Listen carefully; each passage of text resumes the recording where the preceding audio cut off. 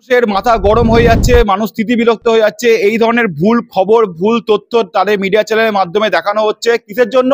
শুধুমাত্র টিআরপির জন্য। এই টিআরপির ব্যবসা করতে করতে এমন একটা জায়গায় পৌঁছে গেছে, আজকে মানুষের যে সামাজিক সুরক্ষা সেটা পর্যন্ত আজকে একটা গভীরভাবে চিন্তার বিষয় হয়ে দাঁড়িয়েছে প্রত্যেকটা সরকারের ক্ষেত্রে, সে রাজ্য সরকার হোক, কেন্দ্র সরকার হোক। ভারত সরকার কোনোভাবেই চিন্তিত নয় বাংলাদেশ নিয়ে, বাংলাদেশ সরকারও কোনোভাবে চিন্তিত নয় ভারত সরকারকে নিয়ে। তারা যে যার মতন নিজেদের আন্তঃরাজ্য যে যার মতন নিয়ে ব্যবসা বাণিজ্য চালাচ্ছে। প্রত্যেকটা দেশেই তার নিজস্ব একটা ব্যক্তিগত অশান্তির সৃষ্টি হয়। দেখুন, যাদের আজকে ওই চিত্রা বসু, ওনার চিত্রা দাস যাকে ধরা হয়েছে, তার নাকি আজকে হিয়ারিং আছে শুনলাম। তো উনি হচ্ছে ওই দেশের একজন নাগরিক। ভারত তার নাগরিককে, ওদের দেশের নাগরিককে বাঁচাতে গিয়ে এখান থেকে বোম ফেলতে পারে না। এইগুলো মিডিয়া এই ধরনের খবর প্রচার করছে যে ভারত সরকার কেন কিছু করছে না। আরে ভারত সরকার কি করে করবে? সে তো তার তো নাগরিক নয়। চিন্ময়বাবু, যে দেশের নাগরিক তা সেই দেশের সরকার সেটা ঠিক করবে যে সে ঠিক কি করবে না করবে। এটা ভারত সরকার কিছু করতে পারে না। এই ধরনের উল্টো পাল্টা খবর এইভাবে প্রকাশ করে মানুষের একটা দ্বিধার মধ্যে ফেলে কোনো লাভ নেই। দ্বিতীয় কথা বলছি, ভারত সরকার এখন মেন ওনাদের লক্ষ্য, ভারত সরকারের স্বরাষ্ট্র মন্ত্রকের যে আমাদের যেসব এলাকাগুলো যেগুলো এখনো কাঁটাতার দেওয়া হয়নি, যেখানে এখনো ফেন্সিং করা হয়নি, যেখানে এখনো বর্ডার ওপেন আছে, যে যখন তখন চোরাচালানকারী, আজকে সকালবেলা আমি খবর পেলাম যে চোরাচালানকারী তারা বিএসএফ এর উপর হামলা করেছিল, বিএসএফ 2 রাউন্ড গুলি চালিয়েছে, তার মধ্যে একজনের পায়ে গুলি লেগেছে। তো রেগুলার হতে থাকছে। ভারত সরকার চাইছে যে নিজের বর্ডারটা সিল করতে, নিজের দেশের মানুষকে সুরক্ষা দিতে, তাদেরকে সুরক্ষিত রাখতে। আমরা বাংলাদেশ নিয়ে, পাকিস্তান নিয়ে কোনোদিন চিন্তা ছিলাম না। হ্যাঁ, বলতে পারেন যে চায়নাকে নিয়ে আমরা চিন্তায় আছি, কারণ চায়না অনেকটাই চেষ্টা করেছে এই কোভিড এর মতন এত বড় একটা ভাইরাস ঢুকিয়ে মহামারী সৃষ্টি করার চেষ্টা করেছে, আমাদের বর্ডার অনেকবার দখল করার চেষ্টা করেছে, তারপর অনেক রাষ্ট্রপুঞ্জে হস্তক্ষেপে এলএসি ছেড়ে দিতে বাধ্য হয়েছে, এরকম অনেক কিছু হয়েছে। তাদেরকে নিয়ে আমরা একটু চিন্তিত আছি। সুতরাং সেই কারণে আমরা চেষ্টা করছি বর্ডারটা একদম সিল রাখা, এবং আমাদের যে ইন্ডিয়ান আর্মি বলুন বা আমাদের বিএসএফ বলুন বা আমাদের সিআরপিএফ বলুন, তারা প্রচন্ড দক্ষ অফিসার। তারা নিজের দায়িত্বে আমাদেরকে সুরক্ষিত রাখার জন্য 24 ঘন্টা না ঘুমিয়ে বর্ডারে দাঁড়িয়ে থেকে সেখানে ফেন্সিং এর কাজ করছে, লাইট বসানোর কাজ করছে, যাতে কোনোভাবে কোনো জঙ্গি উগ্রপন্থী এই দেশে ঢুকে না আসতে পারে। আমাদের দেশ স্বাধীন হয়েছে প্রায় 7 দশক হয়ে গেছে। এই 7 দশক পার হয়ে যাওয়ার পরেও এখনো পর্যন্ত আমাদের যে দেশের সীমানা রয়েছে, সেই সীমানায় পাঁচিল তো দূরের কথা, কাঁটাতার এখনো সম্পূর্ণ হয়ে ওঠেনি। এটাকে ব্যর্থতা বলবেন না? আজকে এই জিনিসটা বুঝতে হবে, যখন এই দেশ যখন ভাগ হয়েছিল 1947 সালে, তখন পাকিস্তান ইন্ডিয়া আলাদা হয়ে গেছিল, বাংলাদেশের অংশটা ছিল পাকিস্তানের আন্ডারে। সেই সময়টা যে চুক্তিটা হয়েছিল, যেখানে যে বর্ডারটা সিল করার, তৎকালীন জওহরলাল নেহরু সরকার পুরোপুরি ব্যর্থ। তারপরে আবার যখন 1974 সালে যখন আবার যুদ্ধ হয়, সে তৎকালীন প্রধানমন্ত্রী ছিলেন ইন্দিরা গান্ধী। তিনি কি করেছিলেন? শেখ মুজিবের সাথে একটা করেছিলেন, চুক্তি করেছিলেন যে বর্ডার যদি কোনোভাবে সিল করা হয় তাহলে তার পদক্ষেপ মানতে হবে। তারপরেও কিন্তু বর্ডার সিল করা যায়নি, কারণ তারপরে কি হয়, এখানে সিপিএম এর সরকার চলে আসে।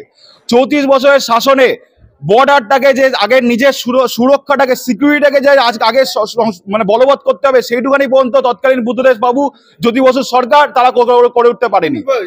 বর্ডার তো সিল করবে কেন্দ্র, আর এবার দেখুন, বর্ডার তো কেন্দ্রের আওতায় তারা সিল করবে, কিন্তু জমি জট এখানে এমন, আপনারা যদি কোনোদিনও বর্ডার এরিয়াতে যান, বনগা বলুন বা আপনার বালুরঘাট বলুন, বিভিন্ন বর্ডার এরিয়া যেগুলো আছে, শীতলকুচি ওইসব সাইডে, আপনারা কি দেখবেন যে ওখানে বর্ডারের লাগোয়া জায়গাগুলোতে মানুষের এত পরিমাণ বসতি যে ওখানে তাদেরকে সরিয়ে যে ফেন্সিং করবে, কি করে করবে?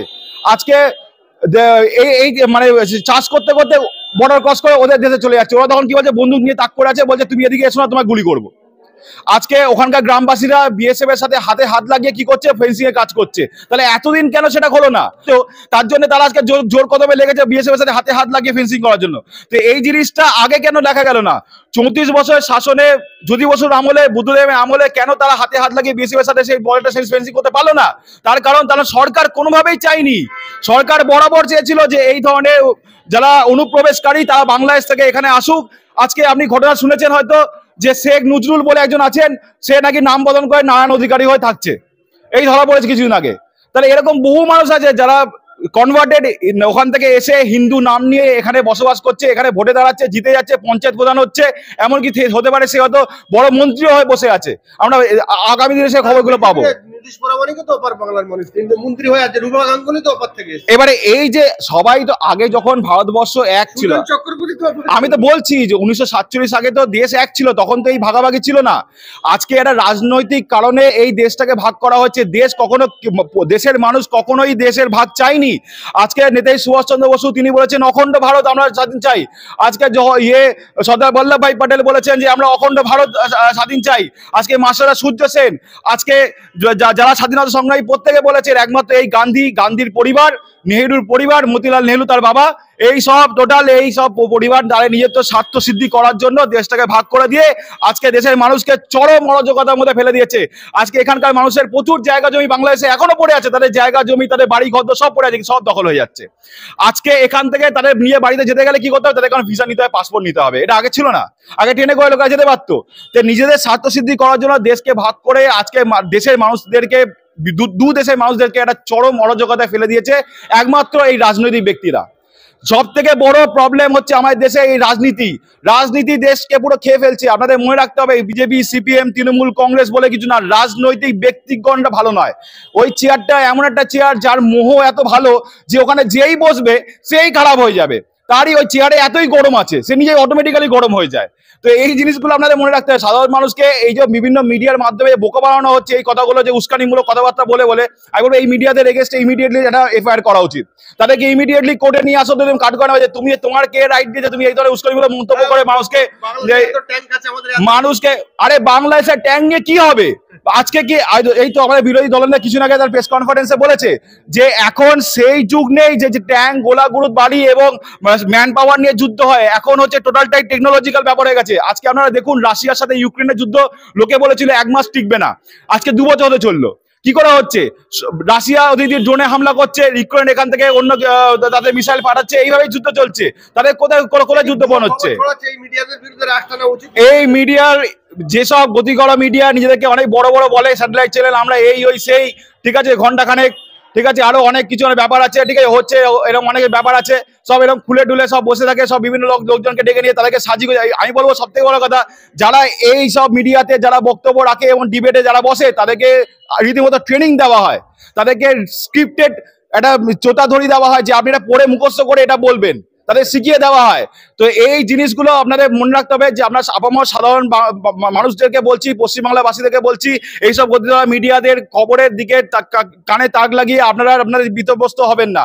আপনারা নিজের জীবনযাত্রা অনুযায়ী কাজকর্ম করুন এবং ভারত সরকার, দেশের স্বরাষ্ট্রমন্ত্রী, দেশের স্বরাষ্ট্র দপ্তর, তাদের উপর ভরসা রাখুন। তারা ঠিক যথাযথ স্টেপ নিচ্ছে। বাংলাদেশ থেকে যখন আমাদের এমবাসিকে থেকে ডেকে যখন তাদেরকে বোঝানো হয়েছে যে যাতে এরকম কোনোভাবে কিছু না বিশৃঙ্খল পরিস্থিতি হয়, সেরকম ভারত সরকারও তাদের বাংলাদেশের এমবাসি থেকে তাদেরকে ডেকে বলেছে যাতে আমরা এই ধরনের চোরাচালান বন্ধ করতে চাই এবং আপনারা আমাদের সুযোগ দিন। দুটো দেশ চেষ্টা করছে যত ধরনের উগ্রপন্থী কার্যকলাপ আছে, যত ধরনের টেররিস্ট অ্যাক্টিভিটি আছে, সেটা যাতে বন্ধ করা যায় এবং দেশকে যেন সুরক্ষিত করা যায়, প্রত্যেকটা মানুষ যাতে ভালো করে খেয়ে পড়ে বাঁচতে পারে এবং সবার জীবিকা যাতে ভালো করে নির্বাহিত হতে পারে, সেটাই হচ্ছে আসল কারণ। প্রত্যেকটা মানুষের এটাই কাজ এবং সরকারও সেটাই কাজ, সেটাই সরকার করছে। আপনারা দয়া করে বিতর্দস্ত হবেন না এইসব মিডিয়ার কথা শুনে। বাংলাদেশ একটা খুবই ছোট দেশ, আমাদের প্রতিবেশী দেশ। এতদিন আগে পর্যন্ত ইউনূস সরকার আগে পর্যন্ত তো ওদের সাথে আমাদের খুব ভালো সম্পর্ক ছিল। আমরা তাদেরকে নিয়মিত সমস্ত চাল, ডাল, গম সবই সরবরাহ করে গেছে, ইভেন এখনো করছে। ওরা ওখান থেকে এসে এখানে আমাদের বিভিন্ন হসপিটালগুলোতে অ্যাডমিট হয়, এখানে স্বাস্থ্য ব্যবস্থা গ্রহণ করে, বিভিন্ন রকমের সার্জারি হয় ওদেরকে। শুধু তাই নয়, আমরা পাকিস্তানেও প্রচুর সাহায্য করেছি। কিন্তু ব্যাপারটা হচ্ছে যে আজকে একটা জিনিস বুঝতে হবে যে এই যে ওলা গোলা বারুদ ট্যাঙ্ক যে আমাদের দিকে তাক করে যে দাঁড়িয়ে আছে, আমাদের বোঝাচ্ছে যে আমরা যে কোনো মুহূর্তে মানে ভারতের দিকে হামলা করতে পারি, তাদের একটা সমষ্টিগত একটা বিশৃঙ্খল পরিস্থিতি তৈরি করতে পারি এবং ভারতের একটা সমূহ ক্ষতি করতে পারি। মনে রাখতে হবে ভারত এখন সেই দেশ নেই। ভারত এই মুহূর্তে সামরিক দিক দিয়ে তৃতীয় বৃহত্তর দেশ সারা পৃথিবীর মধ্যে এবং ভারতবর্ষকে এভাবে চমকে ধমকে কিছু করা যাবে না। আমাদের বিভিন্ন টেকনোলজি দিক দিয়ে এখন আমরা বহু গুণে আগে এগিয়ে গেছি। আমাদের তুলনা চলে আমেরিকা, রাশিয়া, এদের সাথে, এই যে ছোটোখাটো দেশের সাথে আমাদের তুলনা, এবং আমরা চাইও না যেন এভাবে এদের ওপর কোনোভাবে আমাদের কিছু অ্যাটাক বা কিছু করতে হয়, যাতে আমাদের সমূহ একটা যে স্বাভাবিক সারা বিশ্বে আমাদের যে একটা সম্মান আছে, সম্মানটা হানি হয়। তাই আমি কিছুদিন আগে আমার একটা ইন্টারভিউতে বলেছি যে গতিকল মিডিয়াগুলো এই ধরনের বিভিন্ন উস্কানিমূলক মন্তব্য ছড়াচ্ছে, তাতে একটা সামাজিক ভারসাম্য নষ্ট হচ্ছে। মানুষ